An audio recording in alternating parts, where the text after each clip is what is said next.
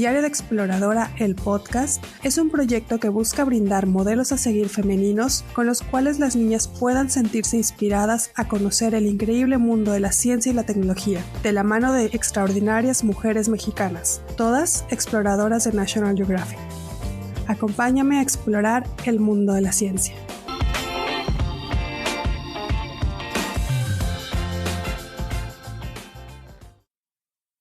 Estamos en un nuevo episodio de Diario de Exploradora. Les doy la bienvenida a todas y todos. Mi nombre es Victoria Jiménez y los estaré guiando en esta aventura explorando el mundo de la ciencia. En este quinto episodio nos acompaña Diana Sendejo, quien es estudiante de la maestría en Restauración Ecológica de la Universidad Autónoma de Nuevo León, fotógrafa de fauna silvestre y miembro de la Comisión de Biodiversidad del Consejo Estatal de Flora y Fauna Silvestre del Estado de Nuevo León. Ha dado pláticas y entrevistas sobre la ética en la fotografía de naturaleza y sobre cómo coexistir con los osos negros del Parque Ecológico Chipinque. Diana forma parte de la comunidad National Geographic como Young Explorer. Bienvenida, Diana, qué gusto tenerte aquí. Te doy la bienvenida a Diario de Exploradora. Hola, Victoria. Pues por el contrario, muchísimas gracias a ti. Estoy súper emocionada de estar aquí en este espacio y pues poder hablar un poquito sobre mi trayectoria dentro de la ciencia, la fotografía y sobre todo pues la exploración de fauna silvestre de este país.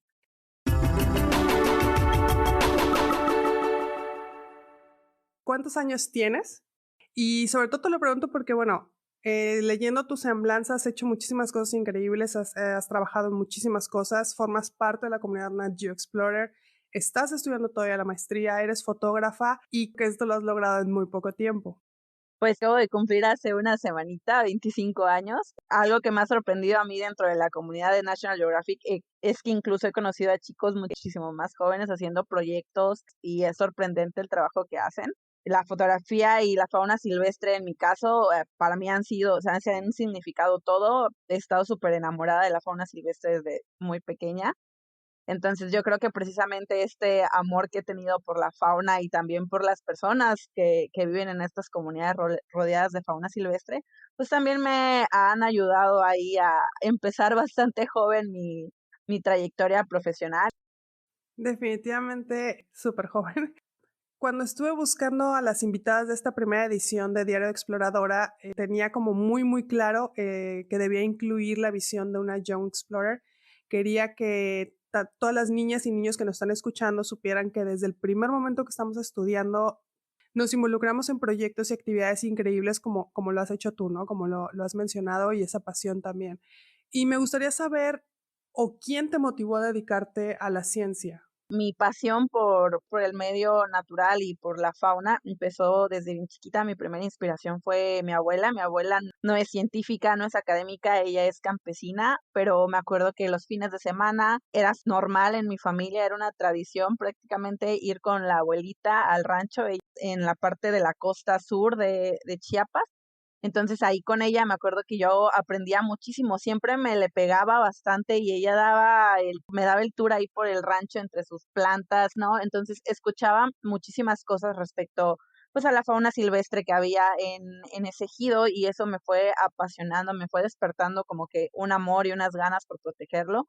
Recuerdo una de las anécdotas que me decía mi abuelo, que yo creo que fue como que el detonante para sentir una afinidad, sobre todo con carnívoros o con depredadores muy grandes.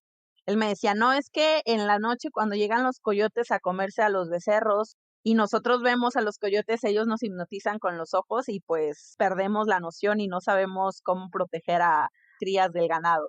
Y recuerdo que era eso para mí, pues en cierta parte decía yo, ¿será cierto o no será cierto? Porque estas percepciones negativas hacia estos animales que son tan hermosos, de verdad no se podrá llegar a coexistir con ellos.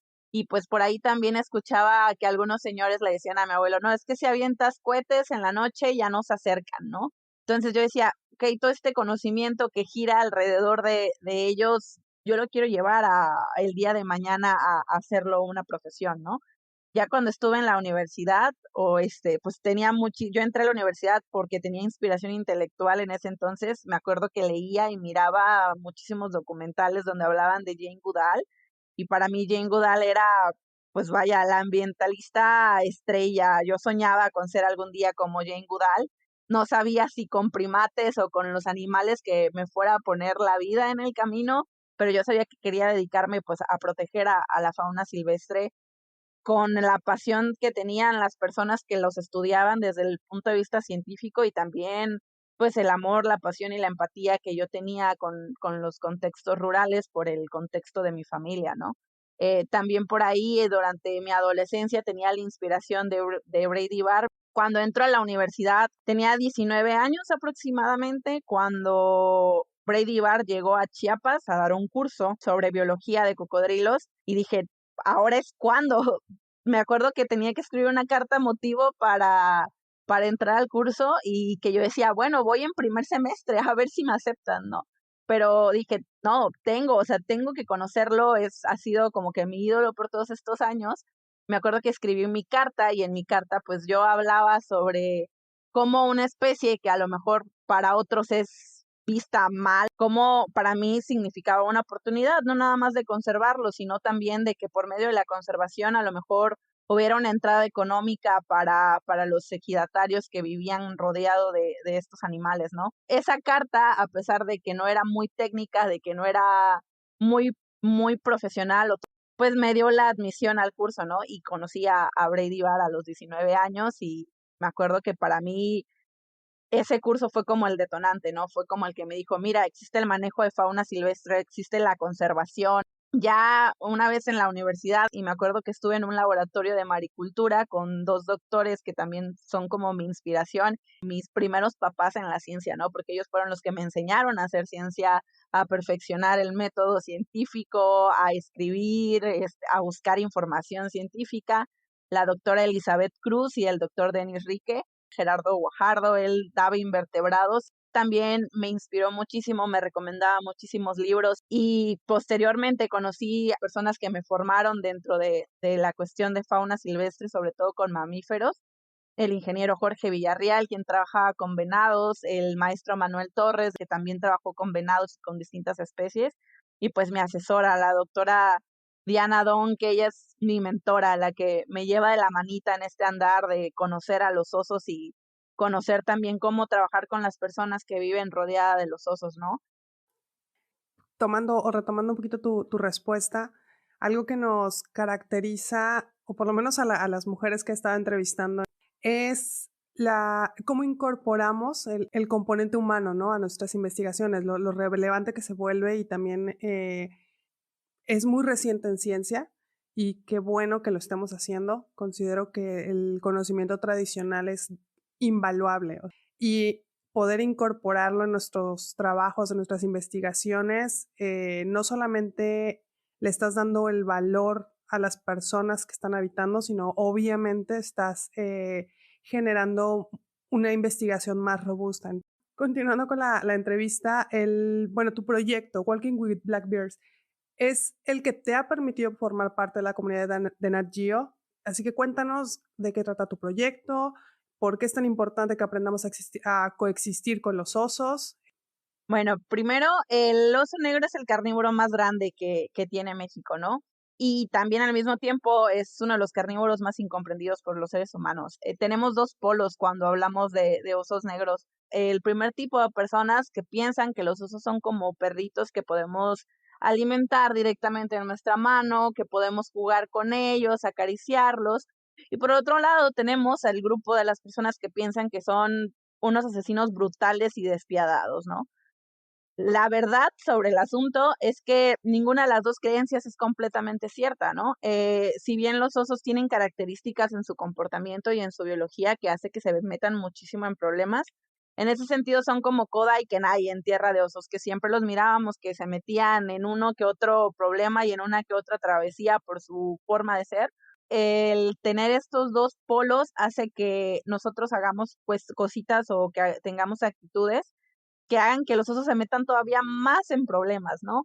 Por ejemplo, el hecho de condicionar a los osos a comer de nuestra basura o donde los osos abandonan completamente su alimentación natural y sus ecosistemas naturales para bajar a las zonas urbanas a comer de nuestra basura, pues ese es un tipo de problema que en la ciencia se llama problema humano-fauna, que digamos que son estos problemitas de de animales silvestres que representan un riesgo para ya sea lo económico o para lo social, porque pues pueden atacar a una persona, o en lo económico porque pues se comen al ganado o se comen a nuestros cultivos.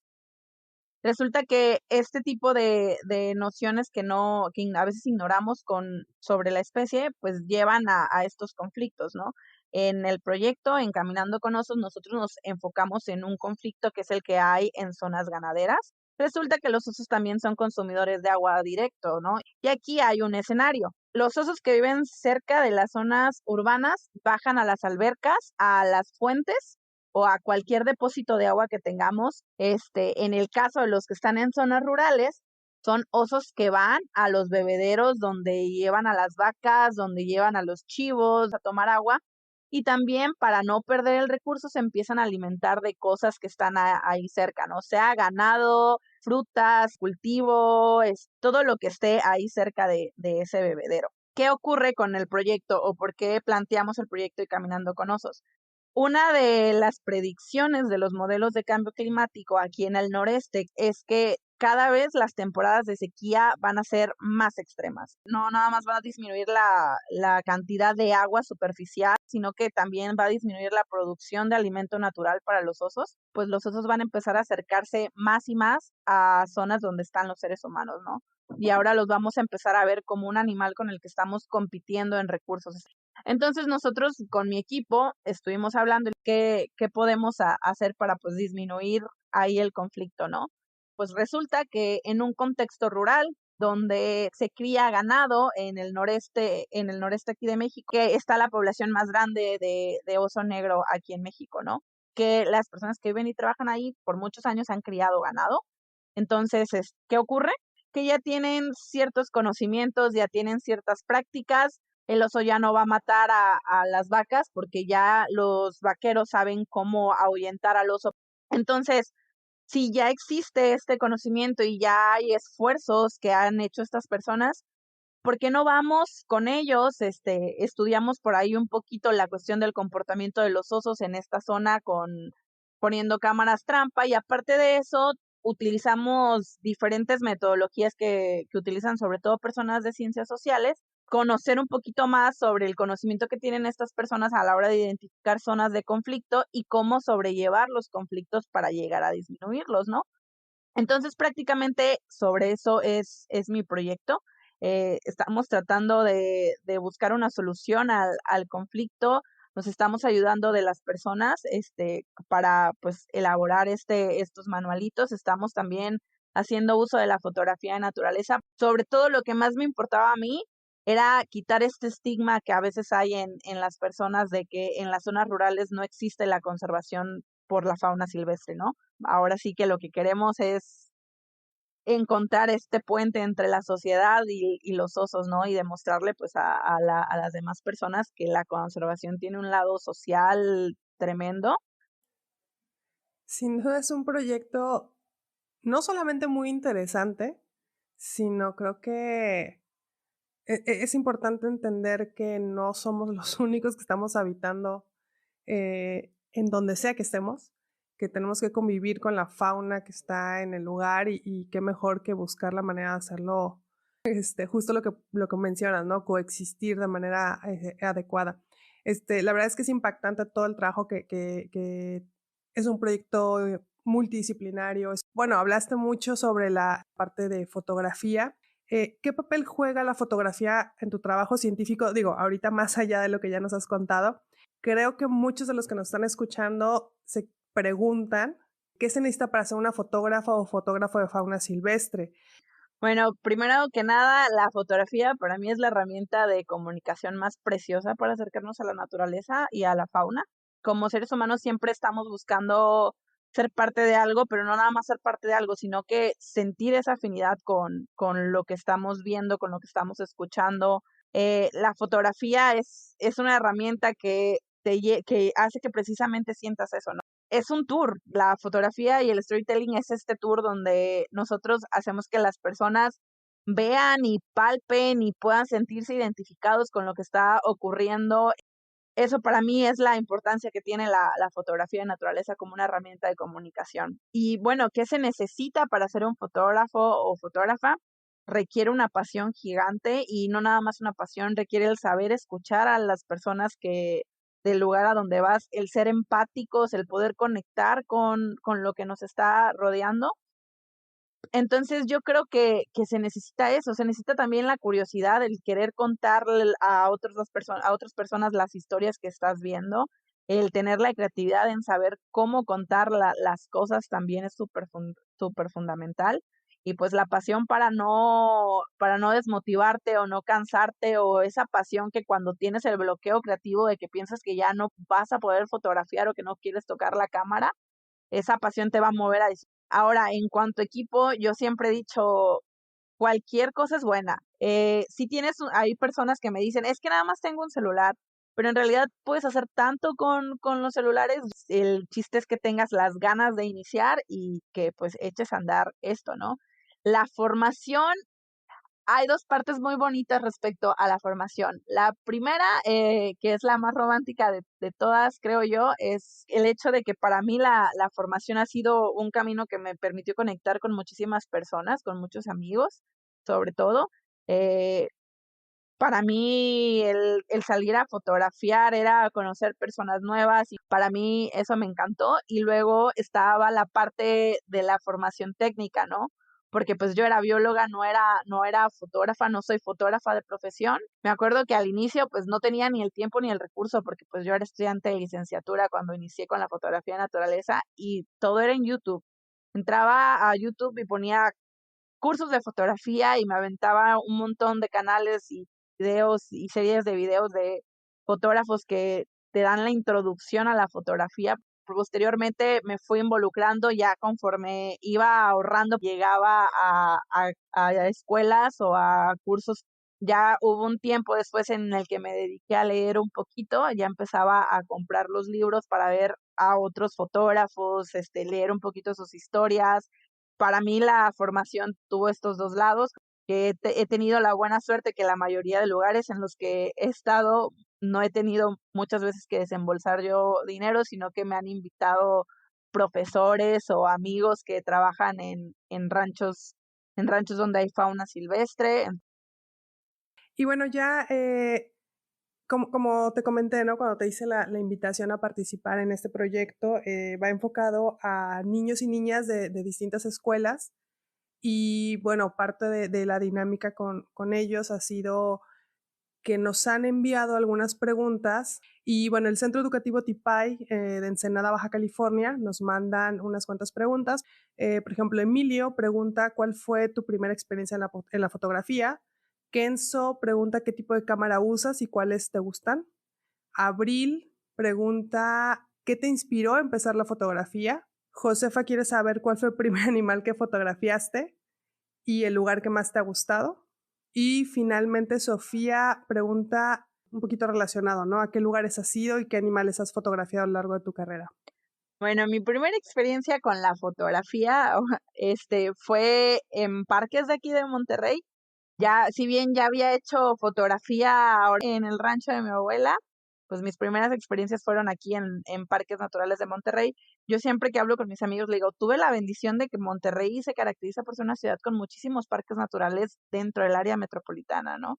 Entonces, mis primeras experiencias fueron con insectos y con aves, libélulas, las aves más comunes como los luisvienteveos, los anates, eso era con lo que yo practicaba y practicaba todos los días. Ya posteriormente, pues cuando iba al rancho de mi abuela, ya empezaba a ver más animales, ¿no? Reptiles, caimanes, cocodrilos de río, y pues ya me iba soltando un poquito más con especies más llamativas, ¿no?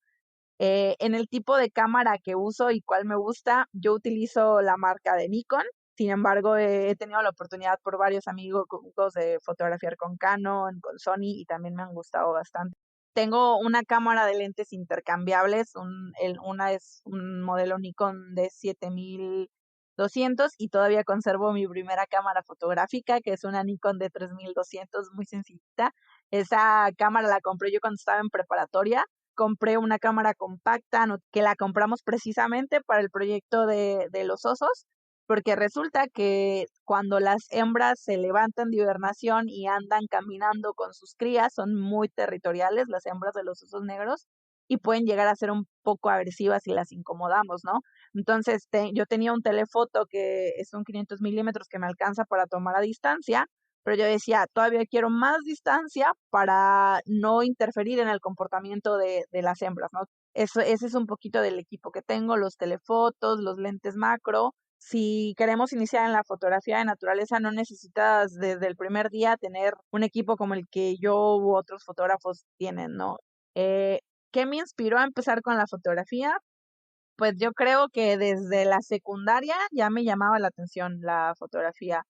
Inclusive en la primaria, me acuerdo que iba en primero de primaria cuando mi papá me regaló una cámara de rollo y yo era súper feliz fotografiando a mis amiguitos de la primaria, pero en la secundaria fue un boom para mí la fotografía de naturaleza. El primer animal que fotografié, le decía a Victoria unos minutos antes de iniciar la entrevista, fue una libélula. Estuve practicando mis primeros tiros de fotografía con una libélula en el Parque Río La Silla, aquí en Monterrey. Tenía la libélula enfrente y con ella fui perfeccionando cuestiones de enfoque, velocidad y la cuestión de exposición fotográfica, que es qué tan blanca o qué tan neutral en cuestiones de luces se puede ver una fotografía. El último animal que fotografié fueron los perritos de la pradera. Es, es mi animal insignia, los osos y los perritos de la pradera. El lugar que más me ha gustado fotografiar es la Sierra Picachos, donde me tocó ver y fotografiar osos aquí en el Parque Nacional Cumbres de Monterrey.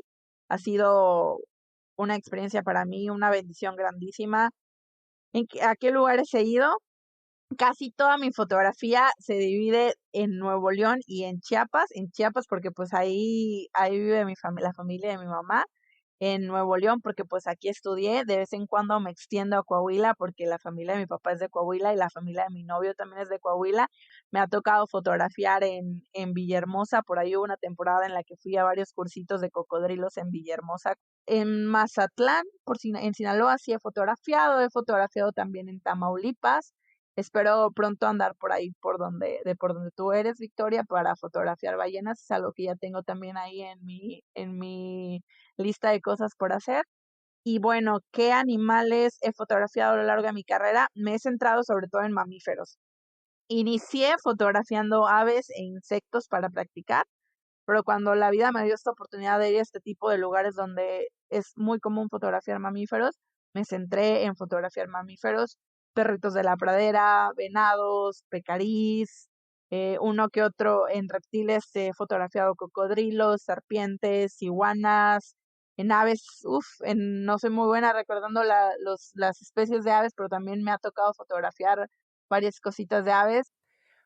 Hablas de una manera que inspiras, ¿no? Cuando hablas de fotografía se nota, no necesitamos verte para darnos cuenta de cuánto amas el ser fotógrafa, es impresionante y sobre todo la cantidad de experiencia que tienes y lo repito, ¿no? Como lo mencioné al inicio, sobre todo porque en el estereotipo del científico se tiene en el común es que alguien exitoso en ciencia es porque ya es muy grande y con años de experiencia y me encanta todo lo que estás haciendo y demostrar y romper este estereotipo, ¿no? De que no se necesitan tener 50 años en la ciencia para ser alguien con no solamente una gran capacidad de investigación y no solamente con un gran entusiasmo, sino con metas tan claras, pero aparte metas que ya has cumplido. Entonces es impresionante. Bueno, pues ya nos hemos excedido bastante del tiempo, pero es a veces muy difícil cortar la inspiración, ¿no? Diana, te agradezco muchísimo el tiempo y las ganas de participar en este episodio de Diario de Exploradora. Sin duda, todos y todas los que estamos escuchándote hemos disfrutado muchísimo. Yo la primera, con todo lo que nos has contado, con tu entusiasmo, te agradezco en verdad muchísimo el tiempo que nos has dedicado.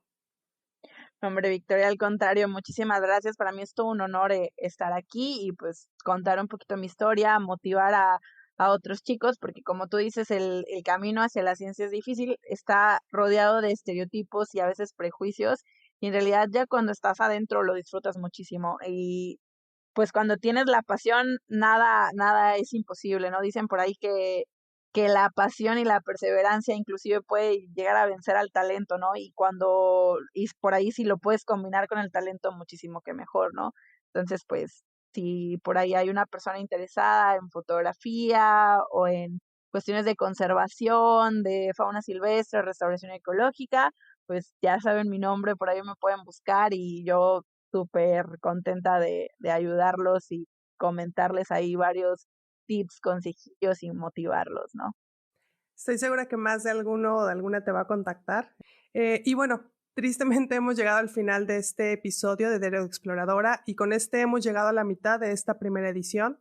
Espero que todas y todos hayan disfrutado tanto como yo todo lo que Diana nos ha compartido. Sin lugar a dudas hemos explorado un mundo maravilloso. Recuerden que pueden seguirme en redes sociales. En Facebook me encuentran como Victoria Jiménez o en Instagram @mar.jimenez. El hashtag Diario de Exploradora. Las y los espero en el siguiente episodio para continuar explorando el mundo de la ciencia.